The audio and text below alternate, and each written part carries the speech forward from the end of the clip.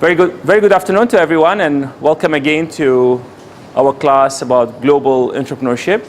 Today, I would like to spend the time we have for the class talking about money in the organization. And I want to talk about when you are running a business, what kind of documentation, terminology is required for you to be aware of how well are you doing? Are you turning a profit? Are you making money? Are you losing money? And things like that. So the outline of my talk will be, I'll talk about a very important document that's called the balance sheet, one of the very important documents for any business. And I'll talk about concept of assets, liabilities, and I also talk about profit and loss statement, another very important statement for any business. Then we will talk about return on equity, asset turnover, and financial leverage. So these are some of the terminology that is utilized by the business community to describe the financial performance of any business. And really my hope is that after this class you will be well versed in these terminologies and be able to read these financial statement, mainly the balance sheet and the profit and loss statement for an existing business, and also be able to develop the relevant financial statement for the business that you are running or for the campaign that you are working on. So I want to talk first about the concept of a balance sheet. And before I do this, I want to have a discussion with you. So I would like you to please participate with me by answering questions. So let's say you want to run a very simple business. Let's say the business that you want to run is to sell hot dog. So you just want to run very simple business. You want to run hot dog on campus somewhere or in a night market somewhere. So it's hot dog business.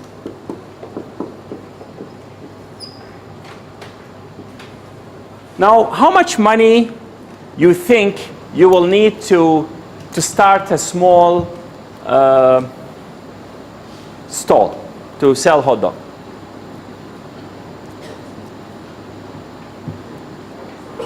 Or let me ask you the question differently to make it easier. What will you need to start a small hot dog business? You need a stall. You mean the physical space? What else? Location. Yeah, you need a location. Yeah, Okay, so you need a location and a stall. Yeah. What else? Hot dogs. You need hot dogs and bread. Yes. What else? Yes. Yeah. Stove. Yeah. Just say. Stove. Stove to grill it. Yes.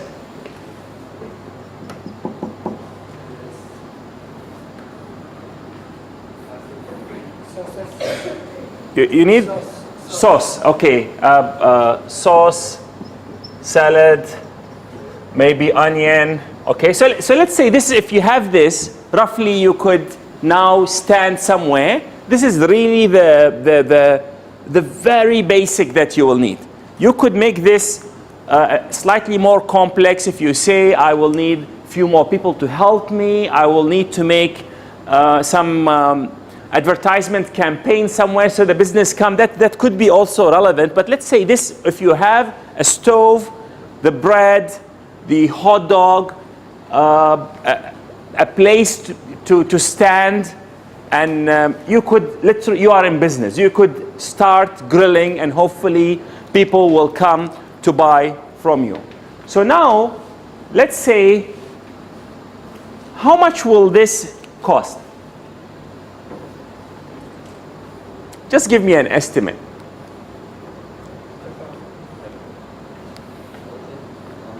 Huh? 1,000 ringgit. Okay, let's say is, to start you need 1,000 ringgit. Now imagine that in your pocket, within your control, the money that you have is 500 ringgit. So you have cash in hand, you have 500. You cannot start because you have only 500, while what you need to get everything in is 1,000. So you need another 500. Okay? So for you to start the business, where will you get the other 500? Just raise your hand so that we, yeah, you just. Okay. Loan from where? From friends, family, anything. So you will take a loan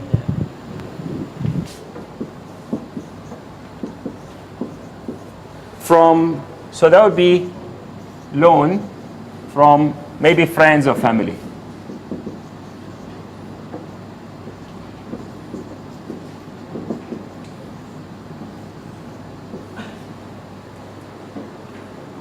Okay, so this actually represents the basics of any business.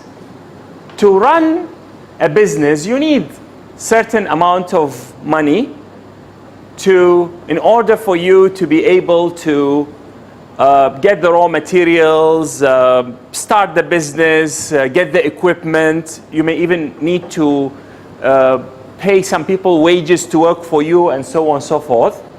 And that money, you either have it all with you, or if you don't have it, you have to borrow it from somewhere. Now this represents the basic equation for any business.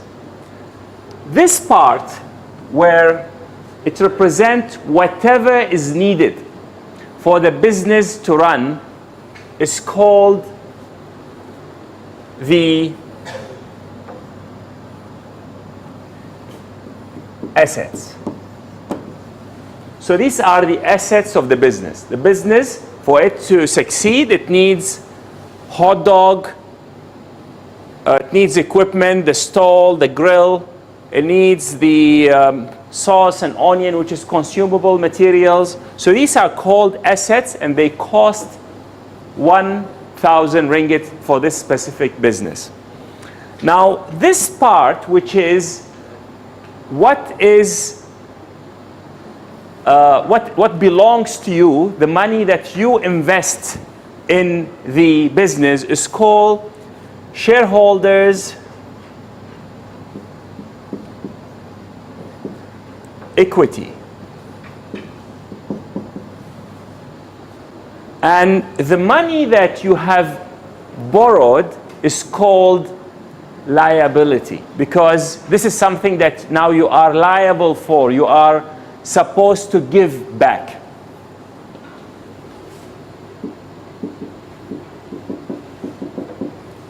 So for any business, the assets equals the liabilities plus the equity, or shareholders' equity. This is really the basic equation that is the essence of what we call the balance sheet. So everything that the business owns or represent can be either shareholder equity, or funded by the shareholder equity, or what you borrow, which is the liability. So hence we have this equation: assets equals the liabilities plus the shareholders' equity. This is the equation that's going to represent the cornerstone of one of the very important financial statements that every business has to produce, whether it's a private business, as long as this is a business that you want to get it registered, then you need a balance sheet for it. Okay? So this is the first financial statement that I would like you to be aware of and remember. And remember that this is the golden equation. Assets, which is everything that the business represents. So for example, if your business is a restaurant, the asset would be your tables, your kitchen, the raw materials that you have.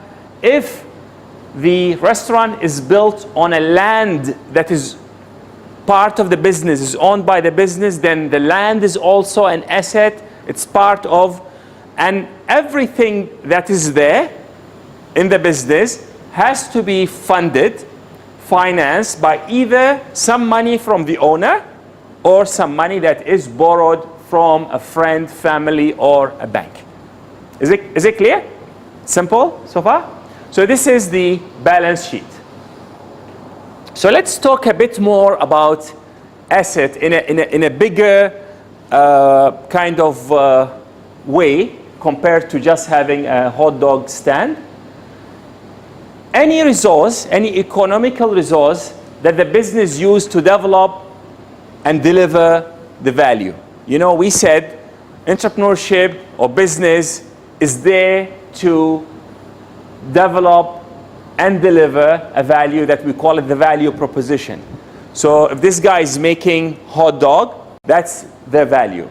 Then everything that has economical value and that is needed by the business to develop and deliver the value is called an asset. So the assets come in different types. You have first what we call the current asset. Current asset is the most obvious form of a current asset would be cash.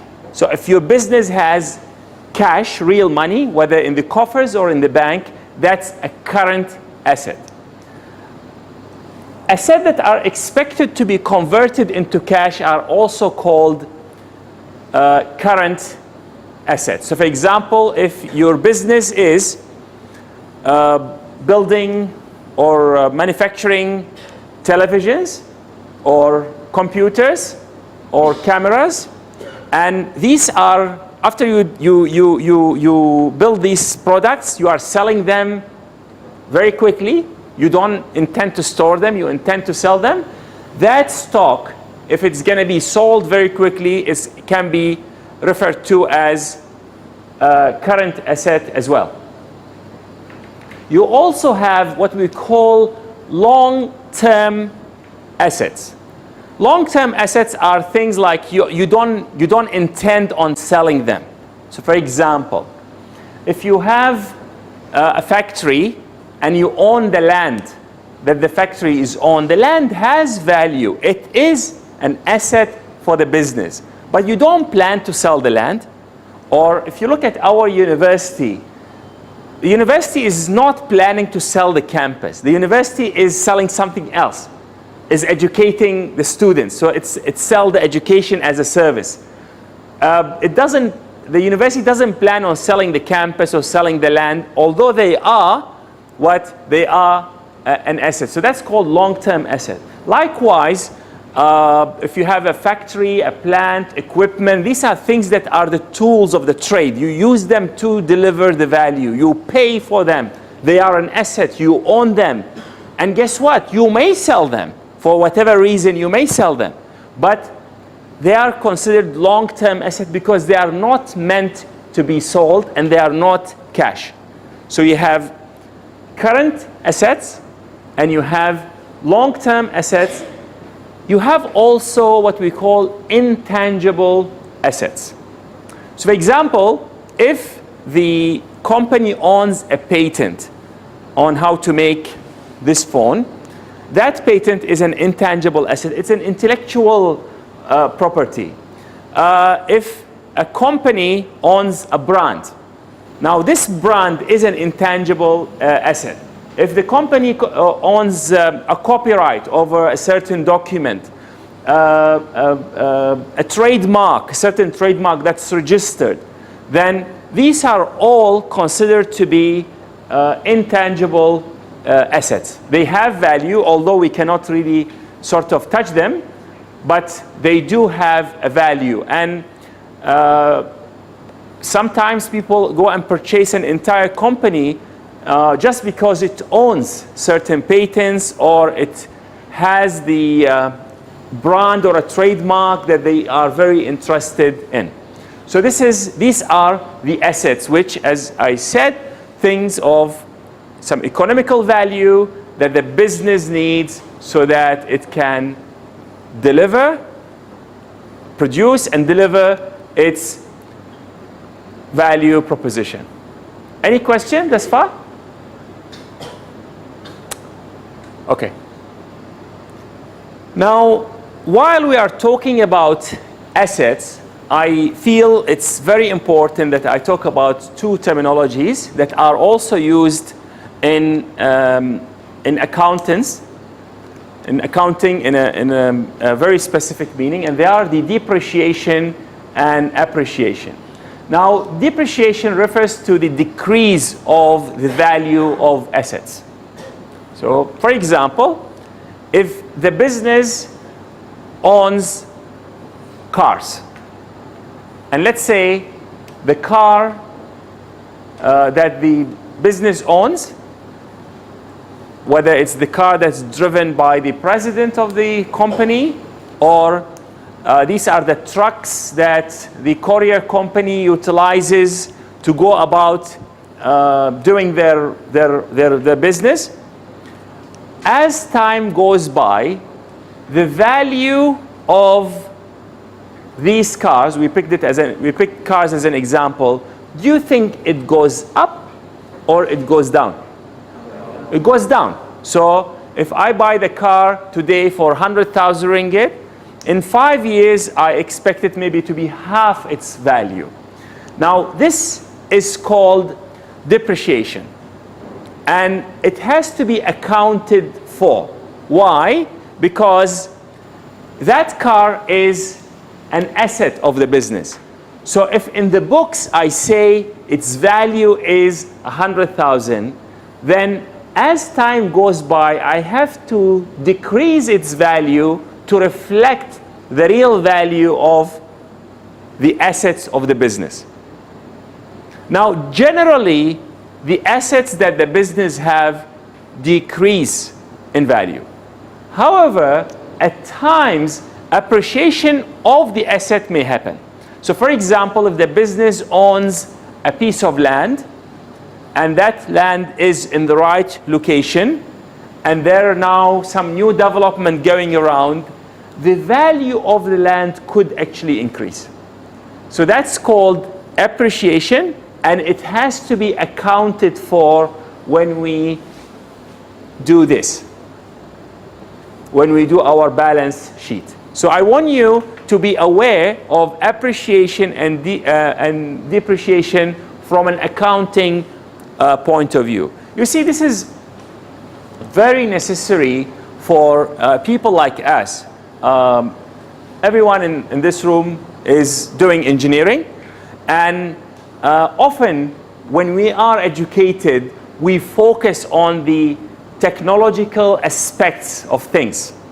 But when we go out there in the world, often what is required is beyond our technological capability.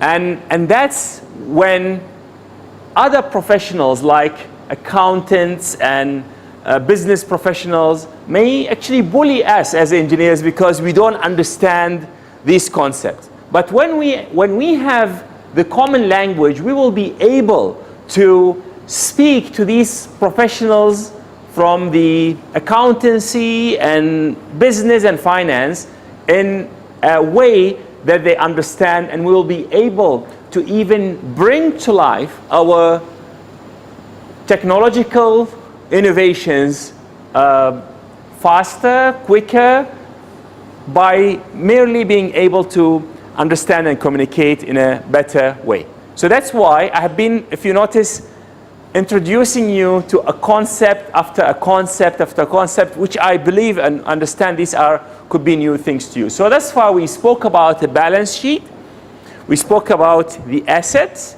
we spoke about the liabilities, we spoke about the equity, which is what the shareholders or the owners own. We spoke about the depreciation and the appreciation. Now let's talk about the liabilities. So liability is an obligation.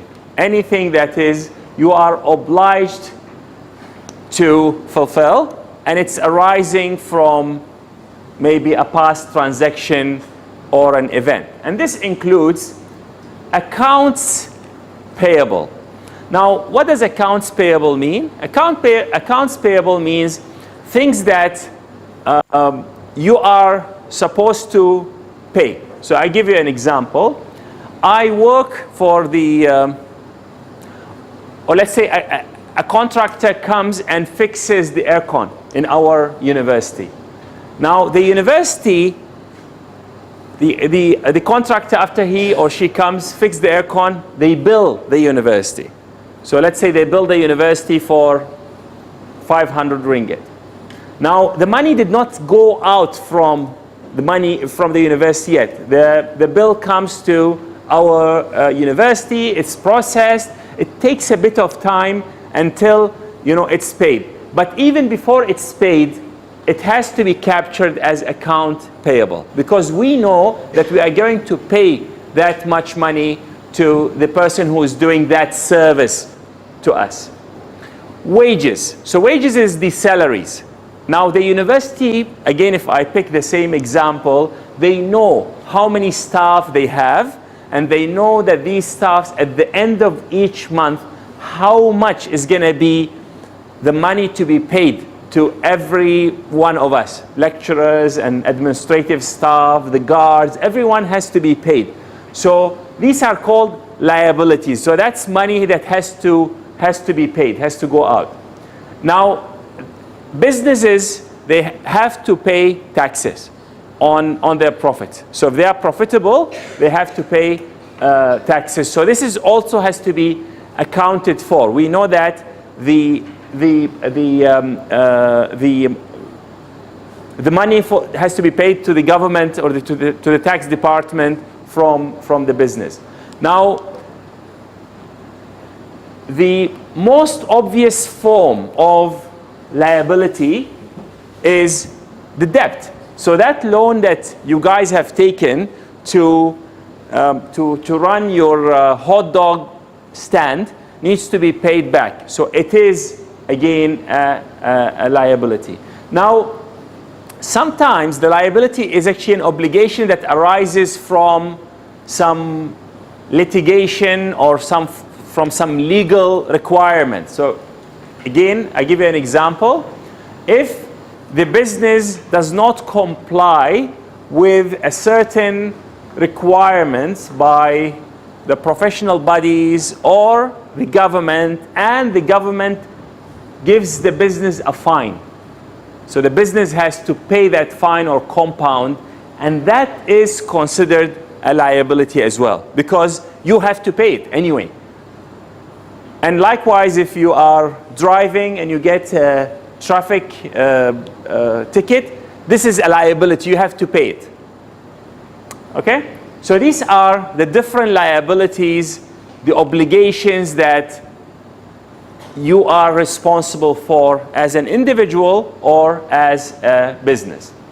Now, let me give you an example of a balance sheet of a company. Let's say I call it XYZ Sendiri and Berhad Private Limited.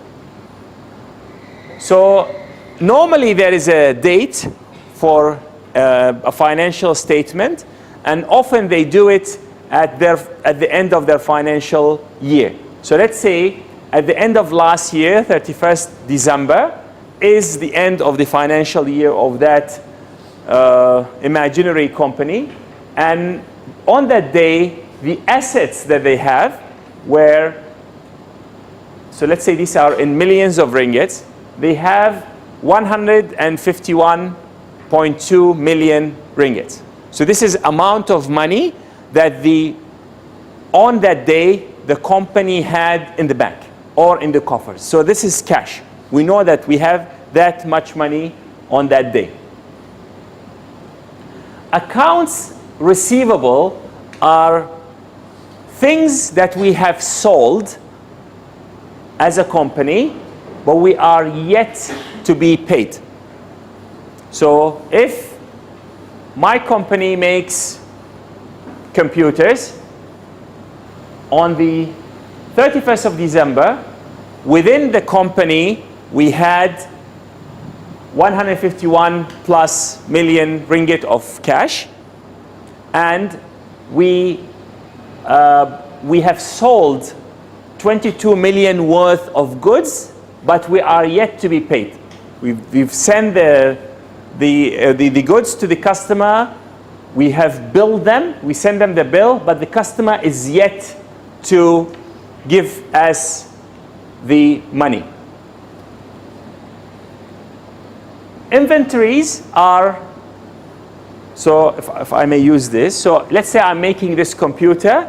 I have batteries and screens and things that are related to making the value that my business is developing that is worth around 9.8 million. So this is an asset because this is value that I have, and I will eventually convert it into cash. So if eventually I get, hopefully I manage to collect the money that the others supposed to pay me, and the inventories, I manage to convert it into more computers and sell them, then I'm in a good position. So the total assets that the company has on the 31st of December would be 183.1. So if I add all these things together, that's the assets that the company has. So this is everything that the business has, let's say. Now, what liabilities does the business have? Account payable, 50.2 million ringgit. So what's account payable? As we said, these are the money that we are supposed to pay to our suppliers, for example. So this inventories that we have taken from the suppliers, we converted it into computers, we send it to our customers. Part of the money the customer is yet to pay us, but also we are supposed to pay our suppliers, and we haven't paid them everything, but we know that thus far there is a debt on our side that needs to be paid to our suppliers, which is equivalent to 50 million ringgit plus. Wages payable, we know that we are supposed to pay, as per that date, 20 million ringgit of wages to all our workers, staff, people, the factory, and so on and so forth. So this is a liability. Now, we estimate that we need to pay a 5 million ringgit of taxes. So this is, again, by the end of the year, or in Malaysia, I think by around April, you need to pay that amount of money. So although the money is here, we know that out of this money, I have to pay this to the supplier. Out of this money, I have to pay this to my workers. And I also, out of this cash that I have to pay 5 million for taxes. Now, the fact that I'm in debt, and I also, other people are supposed to pay me, this is the balance of this is what we call the cash flow. So how do I arrange it in such a way that there's always some money to pay my wages and tend to the most urgent requirements? of my business. Now, debt is what I have gotten from the bank, which often you need to pay back on a monthly basis. And let's say the total liabilities here, so you have the assets and 183.1, and your total liabilities is 102.4 million. Now, there is a difference between the total assets and the liabilities, isn't it? And that difference is what? Is the equity. Is the money that because you just imagine that you have so much cash, but you have only gotten that much from your bank, and that much worth of money from your workers. So where's the difference? The difference comes from the shareholders' equity. This is the money that the owners invest into the business. So the owners will have maybe 53 million worth of shares. So this is money that comes from their pocket, goes into the business. What do they get instead? They get pieces of paper that says you have that many shares in the business. So for, let's say, if you have 53 million and he owns shares worth of 50 million, it means he has put money in the business that much. And maybe if we are partners, I only own shares that are worth 3 million. So there is a piece of paper that says I have invested an equivalent of 3 million in the business. So I put money in the business and I get just a certificate that says I own that much of the business. Sometimes the owners lend money to the business. We call it paid up capital. So they could actually add more money. So this is again under the shareholders' equity and retained earnings. So at the end of each year, if the business is profitable, we as owners of the business, we could actually take the money and go and have fun, go for holiday, buy cars, but we may opt to put the money back in the business so that we could grow the business further. So this is called retained earnings. So the total shareholders' equity would be this. And for a balance sheet to be a good balance sheet, a correct balance sheet, it has to really balance. The assets should equal the liabilities plus the shareholders' equity. So this is an example of a balance sheet of a business. Often the balance sheet could be much longer than that, with much more assets, which you could have land, factories, cars, vehicles. So the asset list could be quite long. Likewise, the liabilities list could be quite long. But at the end of the day, the basic is total asset equals total liability plus total shareholders' equity. Any question thus far? I could see that I managed to put some of you to sleep. So I don't know whether it's the timing or the delivery. But for those who have been sleeping, you can always watch it later, when we put it online. Yeah. Okay, any question? Yes, please. Can I get you the mic first?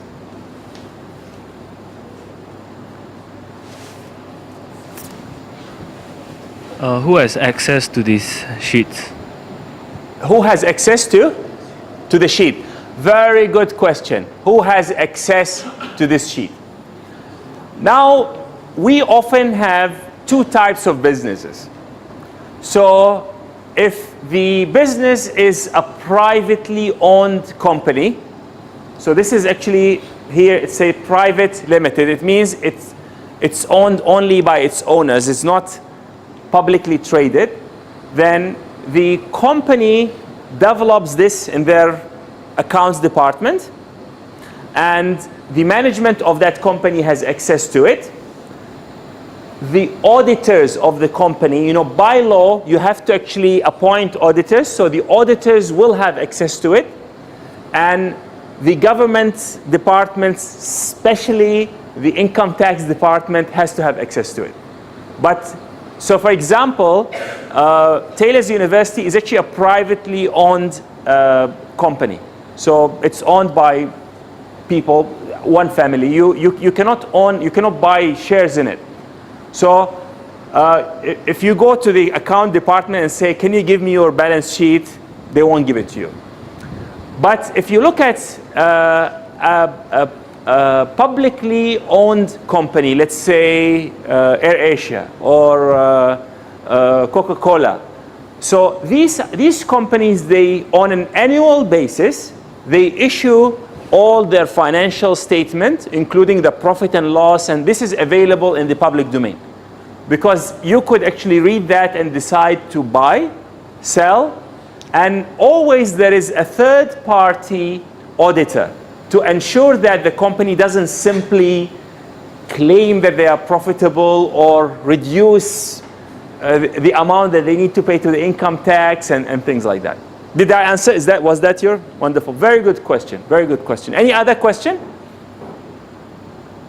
Now just to continue, if you want to buy a company, then they have to furnish you with these kind of documents, because on the appearance, from the appearance, the company may look successful, but maybe it's not.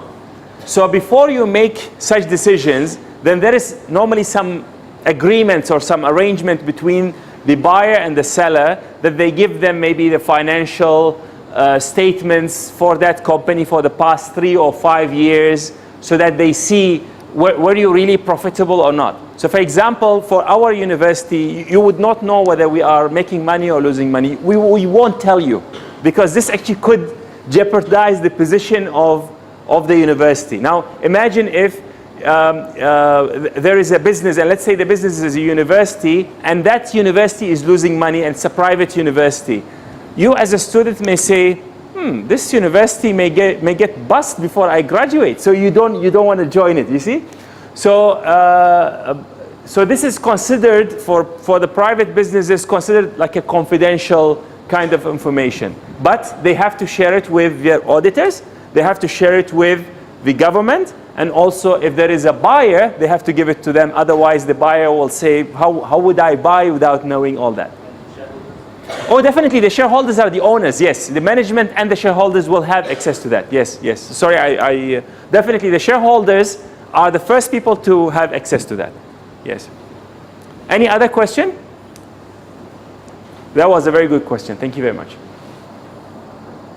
Now let's move on and let's look at the other, there are a number of statements. I specifically picked the balance sheet and the profit and loss because these are the most common statements, and anyone who is in a position to run a business, even if the business is not yours, because you could become a manager, you could become a head of department, you will need to know how to read these statements so that you know whether you are doing well or not as a unit, as a school, as a department.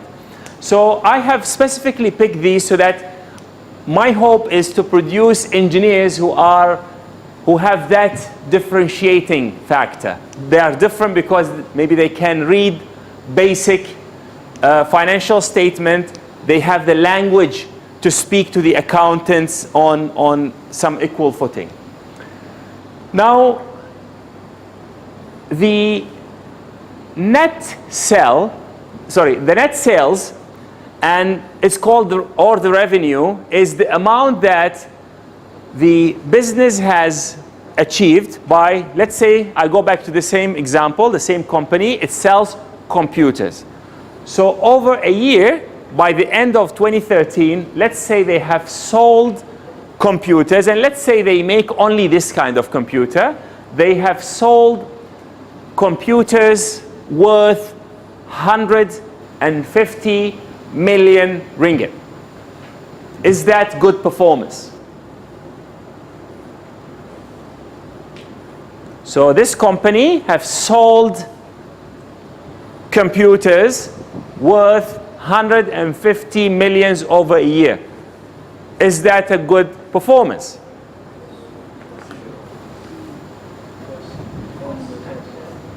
Okay, so someone, you want to answer? You just here. Okay, here and. Depends on the cost of So it production. depends on the cost. So it depends. You know, you could be selling a lot, but maybe if you are losing money, well, what's the point, isn't it? That's exactly good. Now, so let's say the cost of sales, so cost of the sold goods, meaning to make these computers, I used parts that worth 50 million, but I sold them for 150 million. Is that good? So is this company doing well or not? Okay, you are still not convinced. Tell me. You run a business, so you would understand, right? Yeah, yep. We're still not sure, right? Still not sure. Why aren't you sure? Because you got the cost of sales means you're picking the product of 50 million ringgit. Yes. And then you sell it with 150 ringgit. Yes. But doesn't that mean that you still have to do something? There are some other costs, right? Yes. Okay, very good, very good. So you are involved in running your bakery? Yes. Okay. So he's drawing from his own experience. He runs a bakery business. So yes, this cake may cost me to make 50 ringgit. I may have sold it for 100 ringgit. But do you know, I have to pay staff, I have to pay rental, I have to pay. So he say, not yet, which is true. I like it. That's right. So your gross profit is 100 million. But we still don't know, is this company doing well or not? We still don't know whether this company is doing well or not. So let's see what other expenses are there. So there is the selling expenses. So there will be salespeople, there will be maybe advertisement included, all these things to make sure that the thing is delivered, it arrive on time and all these. It may cost you another 15 million. So this is another cost that is not necessarily the cost of the part. So the cost of sold goods is really the cost of the part that goes into your cake, goes into this computer, but there are some other costs for the business to continue. Now, there is also general and administrative expenses. If you have a business, you will have an accountant, you will have a secretary, you will have people. These people don't even necessarily touch the product. They didn't even assemble the computer. They didn't even bake the cake, but they are the ones who do the invoicing, call the customer, and things like that. So let's say there is a 5 million for this case of this company of general and administrative expenses. Now, don't forget that the equipment that we are using is depreciating. So that depreciation has to be reflected in our books. So let's say for that specific company which is making computers, the depreciation of all the equipments and the cars that they have is for that year is 15 million ringgit. Then that has to appear. So the total operating cost would be 35 millions. So you have 15 plus 5, 20, plus 15, 35. So these are operating expenses. These are not the cost of the parts that went into making your computer. These are other administrative costs and the depreciation of the tools and equipment that you use. Now, so your gross profit was 100, but you have to account for all these. So you remove the 35. So your operating income is 65 million. That's your sort of real income that you are getting after you get the other operating expenses that you have to pay. You don't have any choice but to do that. Now, if your business has borrowed money, then you have to pay interest on that money. And that interest is a cost for you. So there is, let's say, a 15 million in servicing the loans that you have been borrowing from the bank in order for you to build your state-of-the-art factory, which is depreciating anyway. And let's say there are some other expenses that are related to your business, which could be, depending on the nature of the business, could be related to entertaining certain people, whatever it is. It really depends on the business, but there are other expenses that are not captured in the previous ones. Then you have the non-operating expenses being 25 million. So this is just, it's non-operating, is interest, for example. This is not directly related to servicing your customer, but this is a requirement for the business. So your profit before tax becomes this 65 minus your non-operating expenses becomes 40 million ringgit. Now I want you to remember this: profit before tax, PBT. This is how you start to know that the business is making some money. So at least there's a profit. Now this is your profit, but remember, you still need to pay taxes. But at least there is some money here. So if you see that your provision for income taxes, you think there will be 12 million, for example, of income taxes, then your net profit is 28 million. So you could see here, your gross profit was what? 100 million. But your net profit could be 28 million, which indicates what to you? The difference here is that's your technology, mainly engineering, how good you are manufacturing, and so on and so forth. But if you don't manage the other expenses, you could actually end up still losing money.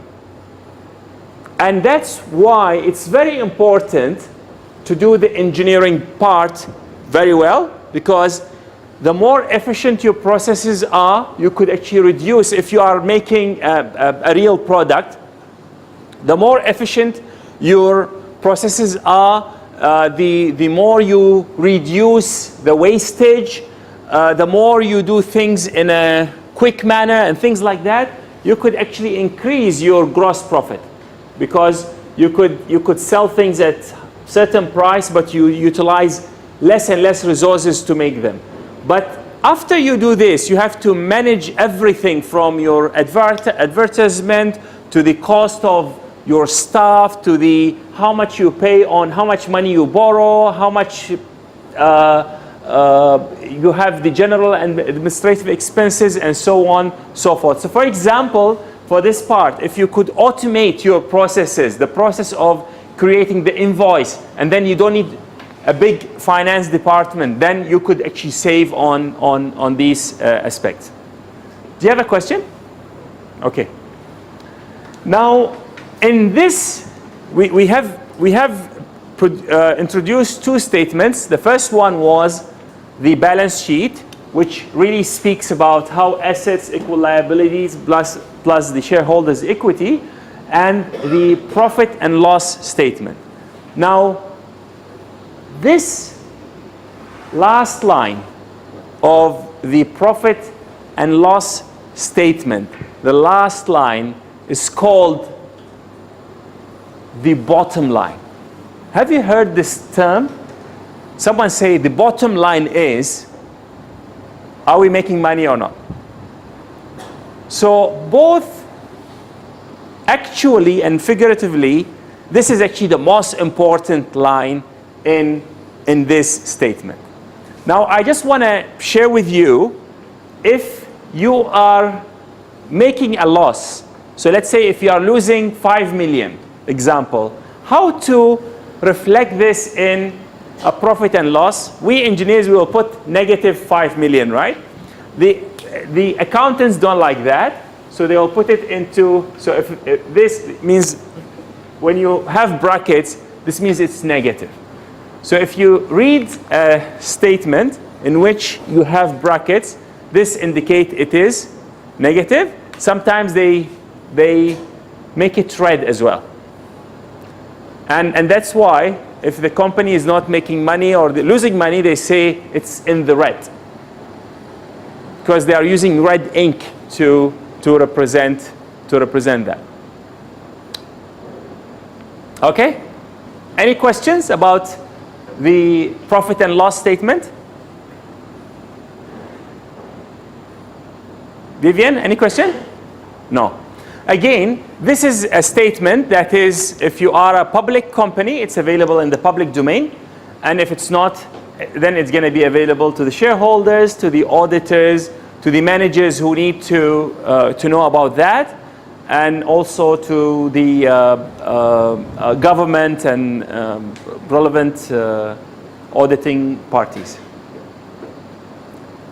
So I do receive a profit and loss statement for my school.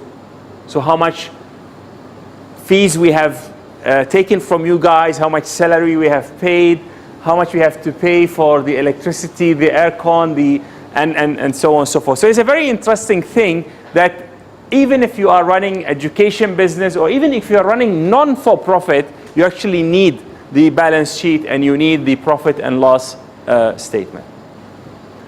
Now, I would like to speak about a number of, yes. Lewis, please.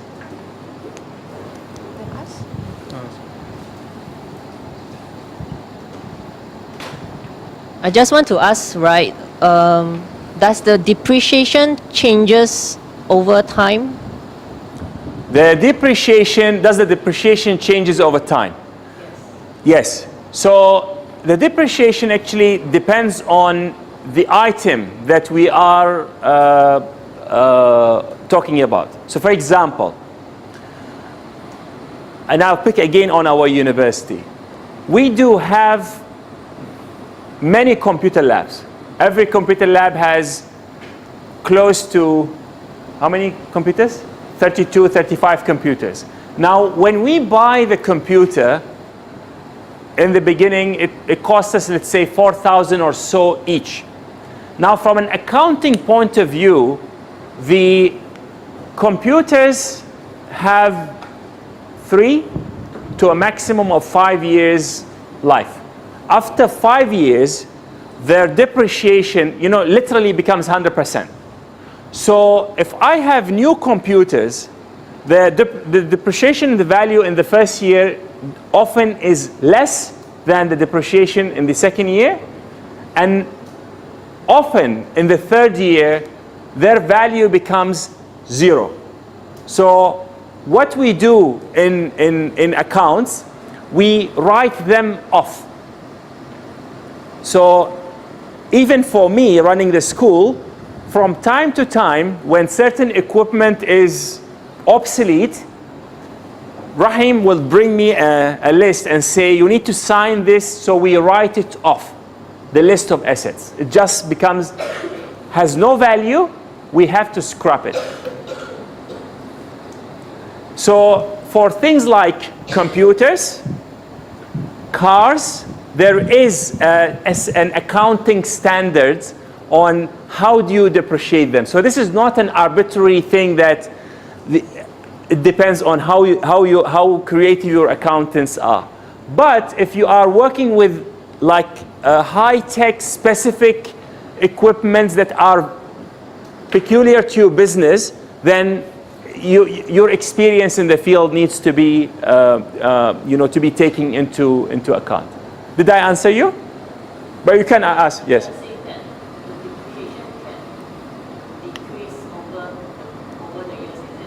Yeah, so if I pick the example again, let's say the computer in the first year, its value is 3,000.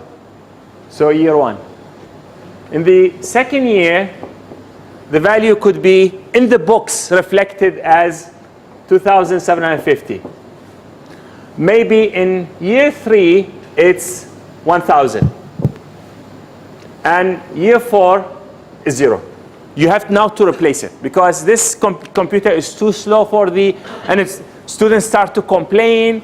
You know, the computers are slow. We are not getting the software. We cannot install there. So this is for, let's say, for a computer could be something like that. For a car, normally, and this is even in our university, after I think 5 years, after the company used the car for 5 years, they send an email to all of us and say, okay, we have this car that used to be used by, I don't know, maybe the vice chancellor, and now we are selling it. The price was, we bought it for, I don't know how much, we are selling it now for that much, which could be, I don't know, 60% of its value. If you are interested, you can come and bid for that.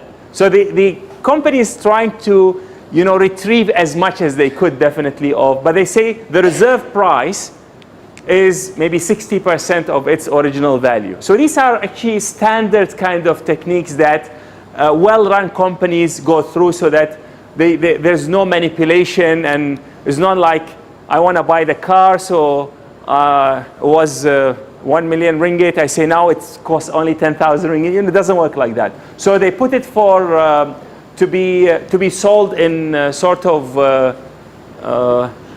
auction. Yes, yeah, they auction it. Yes. Did I answer you? Then does this decrease reflect an increase in the net profit? Let's say for the first year, the depreciation is 3,000. Yes. And for year two, like it says, is 2,070, Yes. 750. Sure.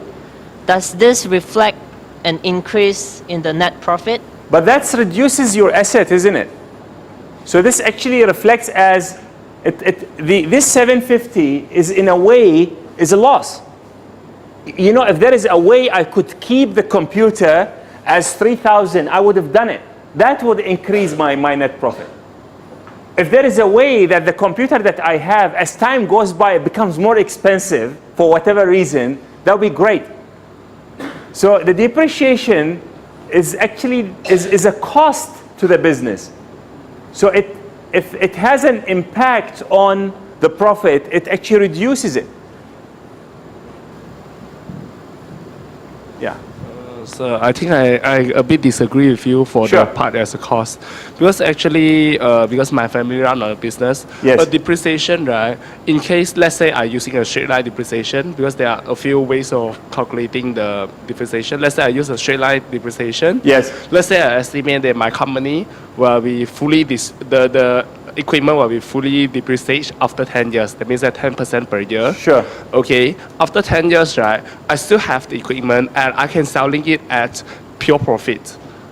That means Okay. that at lower price, but I'm selling it at pure profit, or those that I assume that is in zero profit already. So it's not really a loss. It's a way, it's actually another way to making the account so that we won't be taxed so much. So it's not really a loss. I didn't say a loss, I say is a cost. Maybe I overheard. No. So what I'm trying to say, thank you very much for sharing with us. So you guys are manipulating the account to reduce your tax. No, it's a one very common technique. Let's say, for example, Panasonic in the Shah Alam. Yes. They completely shut down the whole building and Yes. they rebuild exactly the same thing. Because of the depreciation, after the depreciation, the unit is zero, and then that means that the government can tax them at almost full of the amount. So they realize that the economy is better if they rebuild it, and then they continue the depreciation again. To cut down that, to make sure that the account, they have one section where they can bring down the so-called profits so that the government cannot tax them. Okay, so you're okay. I sort of understand you. Okay, so actually what you are saying, if you could increase this, then you will show less profit, and then you will be having, yeah. But at the same time, if you think about it, So when a public listed company like Panasonic is being audited, right? Then I think and when they put the value at 0, will they be still able to depreciate it after that? No. Definitely not, right? So there is definitely a certain level of financial creativity there, but beyond that, it's really manipulation that could put them into some legal kind of limbo. So if I write off the equipment, then this equipment is now like it's of 0 cost to me. I cannot depreciate it anymore. But a very good point. Thank you very much. I really appreciate that. So do you have much clearer view now, Lewis? Thank you. Thanks a lot.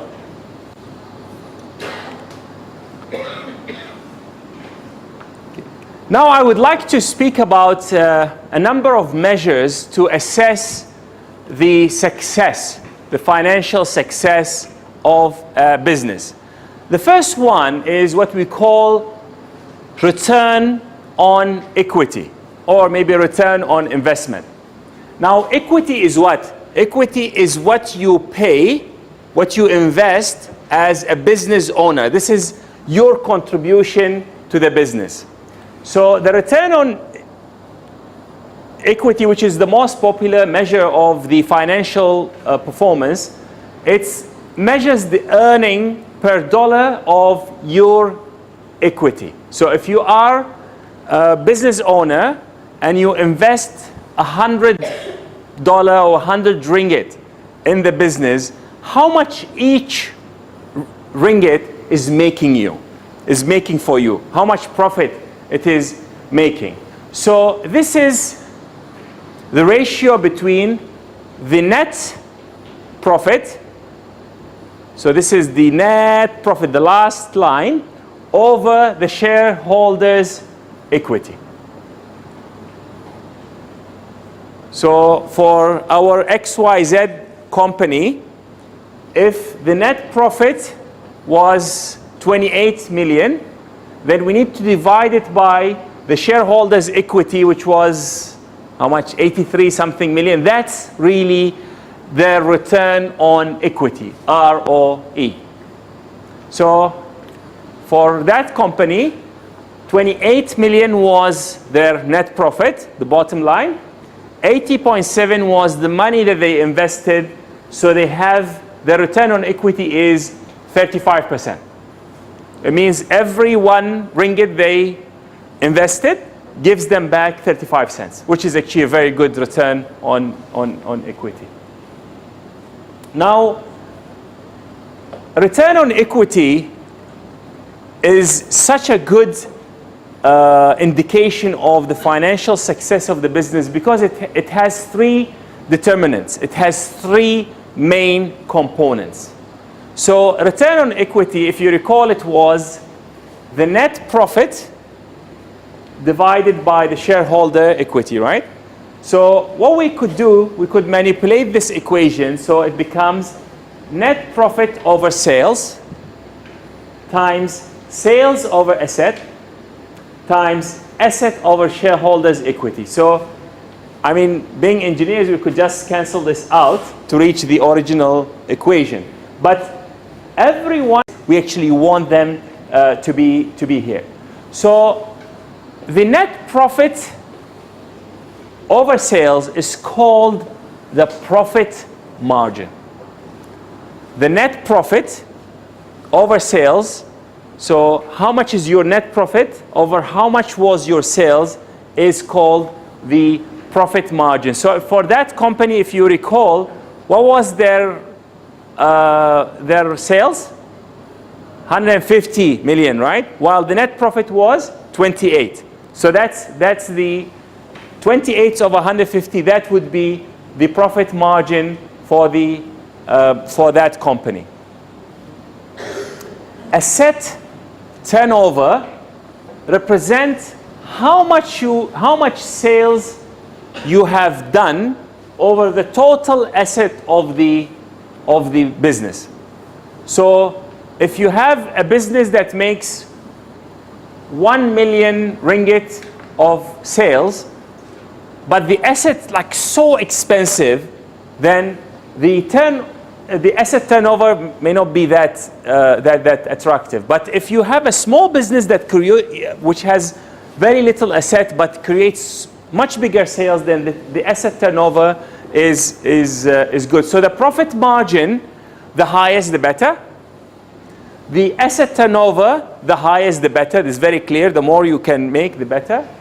And finally, the financial leverage is the asset over the shareholders' equity. We will talk about the financial leverage because this is something that could be a bit more interesting than in the sense that it could be good or bad depending on the situation. So let's talk about the asset turnover. So the asset turnover, we say it's the sales divided by the asset. So it measures how well the assets are being used to produce revenue. So you have assets, how well are you using them to produce revenue? So for example, if you have an airlines, then you need to keep your airplanes full. So if you have an airline and you are using only half of it, so the plane flies from here to London, but it's half full, then that's not so good sales on asset. The airplane is such an expensive asset. Likewise, if you have an airplane that goes from here to UK and lands there for 3 days, only then you fly it back, that's also not a good way of turning sales on asset. So how can you improve the situation? First, you need to make the airplane full. You do whatever you need to do so that you have more people on. Now, when your airplane is in the UK, is there a way you could, for example, have an agreement that you could fly domestic within the UK before before you are coming back to Kuala Lumpur? So all these are ways to increase your sales over asset. If you have a hotel, you need it to be fully occupied. So if you are fully booked, fully occupied, that's a good sales over asset because the hotel is such an expensive kind of asset. If you have only 50% all the time, then you are not utilizing the asset to produce enough revenue. Okay? So sales over asset is called the asset turnover, and it measures how well the assets are used to produce revenue. Now let's talk about the financial leverage. So the financial leverage is assets per shareholders' equity. If you have a high financial leverage, then it indicates that low shareholders' equity, isn't it? Because if you have, for this financial leverage to be high, the shareholder equity needs to be low. So what does it imply if a business that's having a high financial leverage? It indicates the degree to which your business is relying on borrowed money. So if you have a high financial leverage, it indicates that you borrowed a lot of money. So is that good or bad? Okay, who said, can you? Someone said something? Someone says bad, right? Here, I heard bad. Change your mind. Is this good or bad?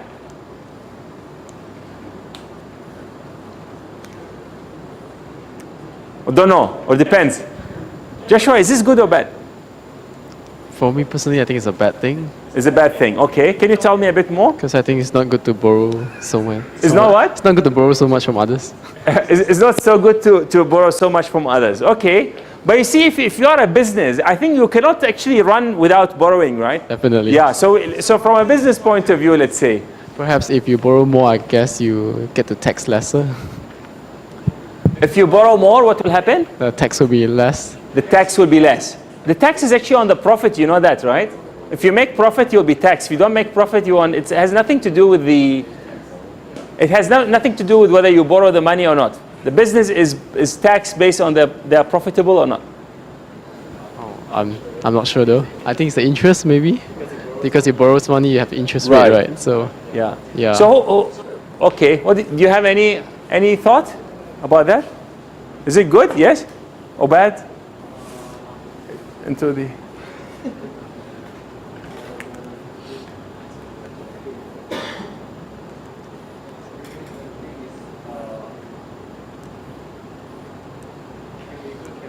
Can be good, can be bad. Yes, very. Can you tell us when it can be good?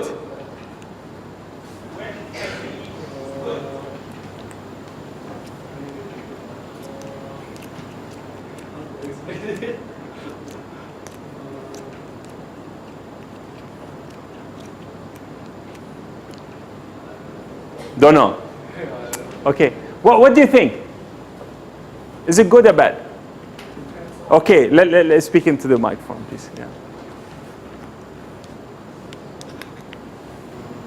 It actually depends on the type of business you are running. Okay, very good, yes. If let's say, for example, I run on stock market, maybe. Yes, maybe I run on stock market. Then I think the bigger this one is, although the risk is high, but the bigger this one is, the more profit I can possibly bring.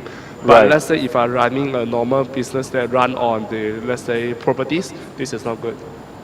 Why is this not good? If let's say this on properties, right, there might be a chance that let's say the project fail, and that I cannot get back my revenue, and it's beyond my ability to pay it back to. Right.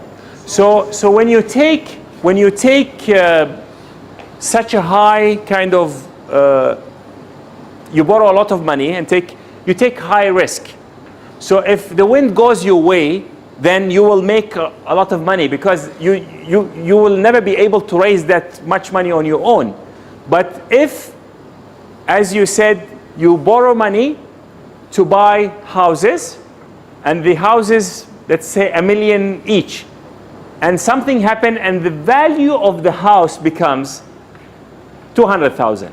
There is a bubble in the property market and it collapses. You literally end up with an asset, something that you bought, which lost 80% of its value or whatever, and you end up with the loan that you have to build you have to service, and you may end up being bankrupt because you don't have enough money to pay the bank. So businesses that are highly leveraged may be at risk of bankruptcy if they default on their debts. But again, if the business is successful, then things could become good. Now let me ask you a question. What kind of a business that you expect the financial leverage to be high? What kind of a business that the financial leverage should be high? Yeah, raise your hand. I think he wants to. Yes. Bank. A bank. An A insurance bank- company. Yes. Insurance company. Yeah. So specifically, the bank has to be to have a high financial leverage, because the bank actually borrows money from us. If you think about it, the depositor give them the money, and then they lend the money back to the other people. So the bank will have a high financial leverage. It means their shareholders' equity could be what? Let's say 10 billion, but they may be borrowing 100 billion or 200 billion from the depositors, from our own money.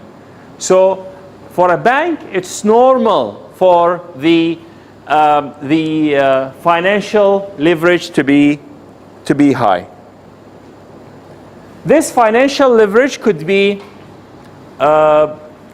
something related to business, but also individually, we could actually end up being highly leveraged. So if you have a certain income, which is your salary, and you simply go and buy a very expensive car for yourself, you buy a very expensive, house, then you will be spending your entire income on servicing these loans. And if anything happens to you in terms of your job security, you could actually end up being bankrupt and bust. So this is the last thing I wanted to show you. This is 1998 data, so this is really just to show what's happening in different corporations. So return on equity, it shows return on equity for a number of companies. So interestingly, you have the return on equity, which equal the profit margin times the asset turnover times the financial leverage. And true enough, if you look at the Bank of America, the financial leverage for the bank is 13.5, which means their borrowing is 13.5 times the asset that they own. While if you look at other companies, they are all around 2%, 2-something%. So this is an example of how you could actually look at the financial leverage of an organization and work out what business they are in, specifically from looking at their financial leverage. So this is actually what I have today to speak to you or to share with you regarding the money in the organization. Is there any question about that?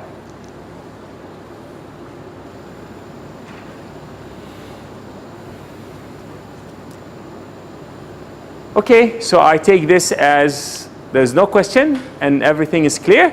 So with this, I thank you very much and I wish you all the best.